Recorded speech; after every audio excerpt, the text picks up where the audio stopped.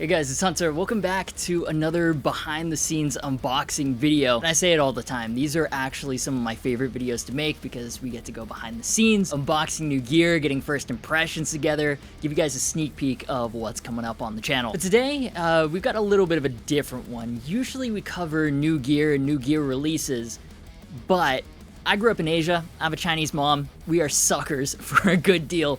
And so when I started getting into gear, everything was Craigslist or eBay. If it was a little janky or a little damaged for a better deal, perfect. It's why my Mesa cab has all the corners falling off. It's why my 2 Nuts Torpedo Live has an ear bashed in. And especially with factory price hikes making new gear increasingly more expensive, there are a ton of amazing deals to be had on the used market, especially when it comes to the world of hidden gems. If you're not competing with other buyers, you can get a better deal. Makes sense, right? So that's the theme of this unboxing. I went out and got 2 pieces of gear that I've never tried before, but are potentially amazing hidden gems on the used market that you should be on the lookout for. Or not, depending on how this video goes, I guess. Again, I've not tried these before. We're getting the first look together. So smack a like on the video if you're going to enjoy it to appease the almighty YouTube algo. Let's get into it. First box. This just arrived from the wonderful world of eBay. And, oh god. I'm thoroughly convinced that the fragile stickers may do more harm than good. What the fuck happened here? I mean, it's a bit of a crime scene. The guitar seems well packed, I guess. There's not a lot of movement, but you can see there was quite a bit of empty space in here. So, place your bets in the comments. Is the guitar messed up, or did it arrive safely? Moment of truth. Let's open it up.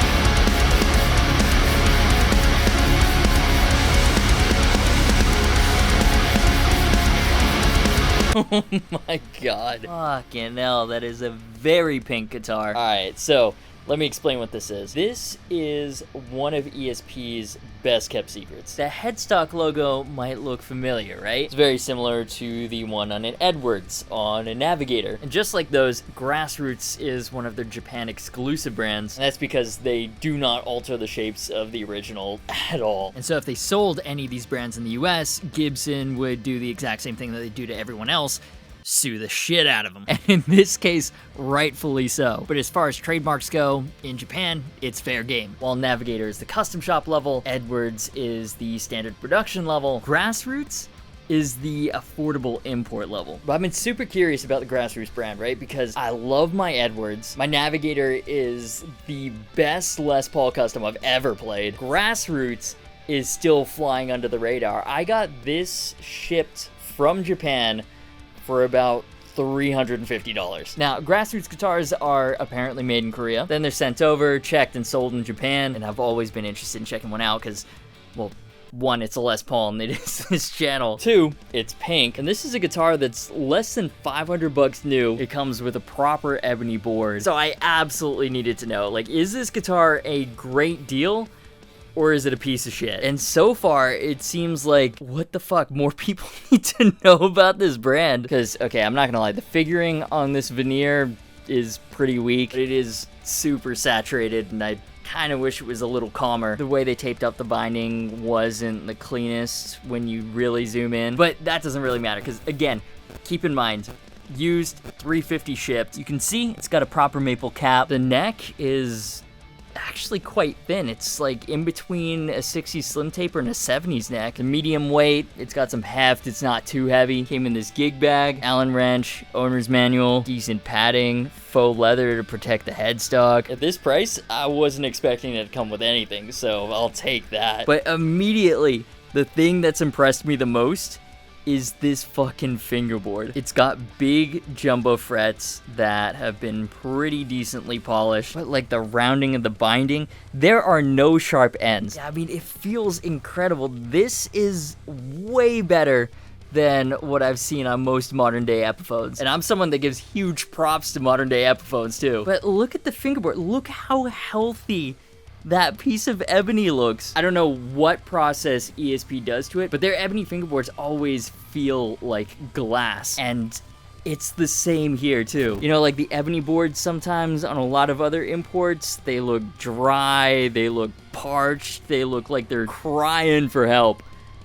Not this one, dude. I mean, look at this. And it feels incredible, too. It feels oiled or waxed or something. I don't know. I'm also constantly impressed by how well guitars from Japan are prepped for shipping. Like, yeah, the box was fucked, but the guitar arrived just fine. They've loosened the string tension on the neck, even. Oh, well, yeah, that's kind of ugly. It is still a very affordable guitar. Kind of tool marks on the nut, too, but it looks pretty decently cut. Very standard tuners where the gold is aged at different rates. Minor gripe, but I think the gold looks kind of tacky. If I end up keeping this, I'm definitely putting together a mod video, swapping out all the hardware with chrome. Ooh, there's like flame mahogany. But you can see here's one of the ways that they made this a more affordable guitar.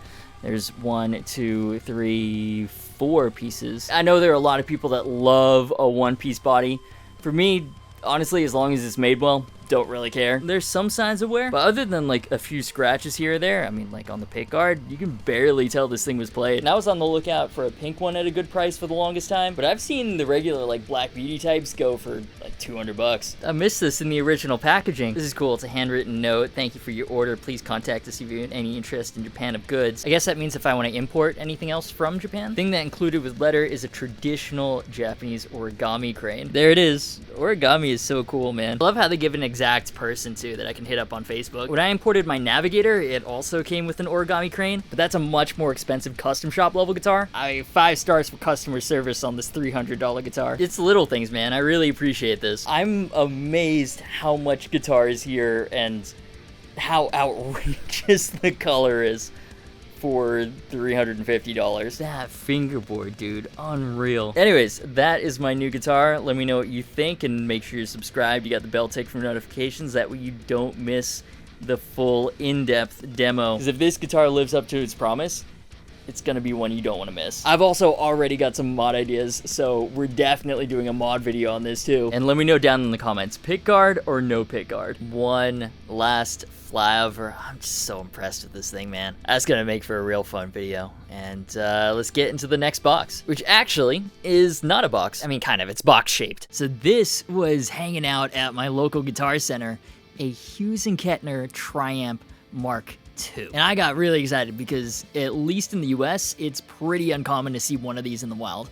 For a long time, my dream amp was, and still is, the Hughes and Kettner Triamp Mark III. These things are absolutely ridiculous. Made in Germany, probably the most intense looking amps on the market. And the thing with the Triamps is that they have 3 entirely separate preamps, each with 2 channels and their own distinct gain and EQ voicings. Amp 1 is your cleans, Amp 2 is your crunch, and Amp 3 is your high gain. And I finally got a Mark III a couple of years ago, and it was every bit as hype as I thought it would be. Again, because each preamp is entirely separate and therefore specifically voiced, it sounds incredible for everything. And it's also got this special Hughes and Kettner high fidelity flavor to all the channels. And they light up.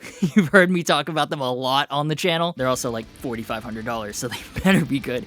Even used, you can rarely find them for less than $3,500. They're ridiculously expensive amps. But before the Mark III was my dream amp, it was the Triamp Mark II. And I'll be totally honest, I didn't know shit about amps back then. That was 2014 when it was discontinued. I just liked it because it lit up. I also could not afford one because they were incredibly expensive. But today, it's a different story. I just got this for about $1,000 bucks. Now that's not cheap. And granted, this looks like it has seen a very tough life. The inside needs to be cleaned badly. The plexiglass has some minor damage and definitely needs a good cleaning too. The Tolex is starting to come off at the bottom. The foot switch is endearingly cheesy. Super early mid 2000s. It also plugs into the amp with like a VGA cable, which I have never seen before. It's like a CRT monitor cable. It's also stuck. Like, I'm gonna need a pair of pliers to get it out. Yeah, I don't know, man. This amp is pretty sus in a number of ways. So, yeah, you can see why this one in particular was super reasonably priced. It's not in pristine condition by any means, but this is a boutique, German-made, former flagship model. This used to be a $3,000 amp in the US. Generally couldn't find one for less than like 2,500 used. Now it seems like they've been kind of forgotten. You can find them all day for about 1,200 bucks. And it may not have features like the selectable tube combination, separate EQ for each channel, a noise gate, or the boosts custom tailored to each channel like the Mark III does, but it's not like this has suddenly become a worse amp. It's still a former boutique flagship. Alex Lifeson used to play these, so since they're quite rare in my area, I decided to pick it up. I figured we can see how it compares to the Mark III, see if it's one of the biggest hidden tone gems in the guitar world right now, or whether they're actually trash, and that's why no one's talking about them anymore. These were launched in 2002, and this one was made in 2005, so it's not an early model, but it's definitely on the earlier side versus later. It looks like at least the power tubes have been swapped out sometime in its life, so that's good. I mean, there's a possibility these are still super old power tubes, but at least they're not 18 years old. Oh no! I mean, with this thing lit up, you can see it's grimy as hell and definitely needs to be cleaned. But also, that's like one of the coolest things about Hughes and Kettner amps, and only half of it lights up. Oh, my inner moth is so disappointed. Oh, that's devastating, but I guess it's okay. I'm not even sure if I want to keep this amp. So let's plug in, see what it sounds like, see how it feels, and compare it to the newer Mark III. Okay, so I've got both Triamps hooked up into the KHE amp selector. You can see my little cheat sheet about what's hooked up to what, but number 8 is hooked into the Triamp Mark II, and confusingly, number 2 is hooked into the Triamp Mark III. I'm using a satin shell pink version of my prototype signature, and I mean, look at this neck. Can't wait for you guys to get your hands on these. I'm running into channel 3A because that's my favorite on the Triamp Mark III. 3B is the highest gain channel, but it's also just absolutely ridiculous, the amount of gain in the low end. It's almost unusable. I haven't played guitar in about 4 weeks, so bear with me. Anyways, everything's set to noon. Here's what it sounds like.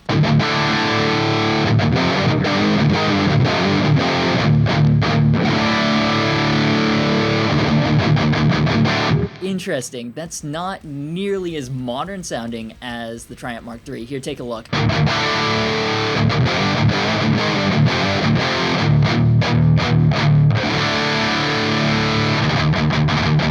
Wait a second. The Triamp Mark II is so much louder than the Mark III.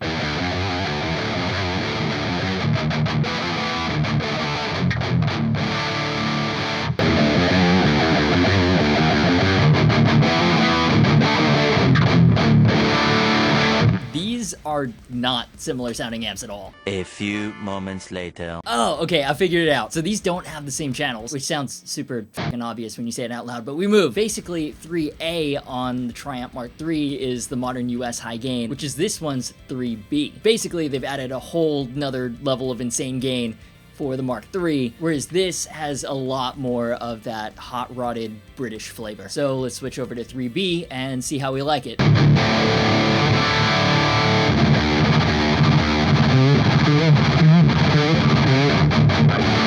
Oh, that's chonky, but I'm thinking it needs a boost. Precision drive on. Oh my god.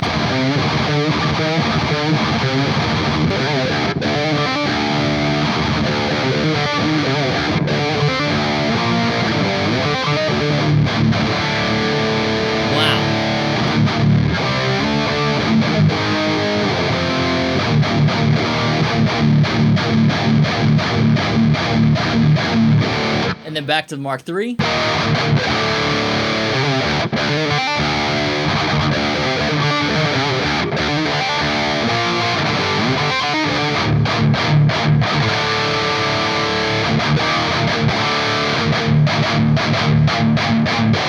Yeah, so the Mark III is definitely more modern, it's more saturated. It's also, why is it laughably quieter than the Mark II? It's got 2 more power tubes. What is going on? But yeah, I'm kind of amazed. I guess it kind of makes sense because Amp 1 and Amp 2 have identical channel lists. Amp 3 seems to be where they focused on voicing differences. And to my ear, they still share that same like signature Hughes and Kettner hi-fi sound. They're both super clear amps, but Mark II is like more raw, I guess. It's warmer. I don't know what tone buzzword applies here. I like them both. It's a different flavor on the same theme. Let's do a real quick volume match chug test.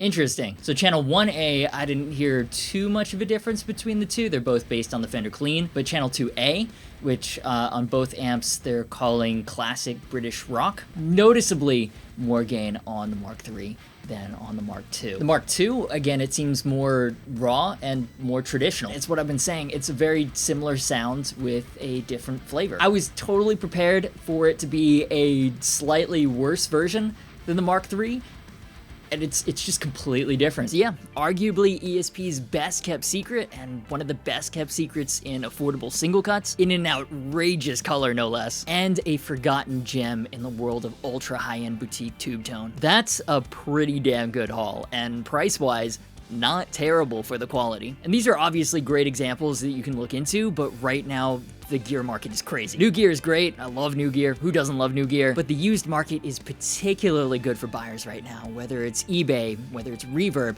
and don't forget about Sweetwater's Gear Exchange. There are fewer people on there, so sometimes you can get even better deals. Just wanted to highlight this because, again, new gear is fun, but like used gear doesn't suck. No sponsor of this video, so extra big shout out to my amazing patrons for making all the content possible. Their names are up on the screen right now. If you like what I do, consider joining them. You'll get access to tabs for all the demo tracks. You can also join as a YouTube member to leave a little tip or bookmark my affiliate links below for when you're picking up gear. All that really supports the channel and helps me make better content. I greatly appreciate that. Don't forget, 20% off merch for a limited time. Just use code 2HUNDO. Social media, Discord, and merch links are in the description. As always, thank you so much for watching. You've been awesome, and I will see you for the next video.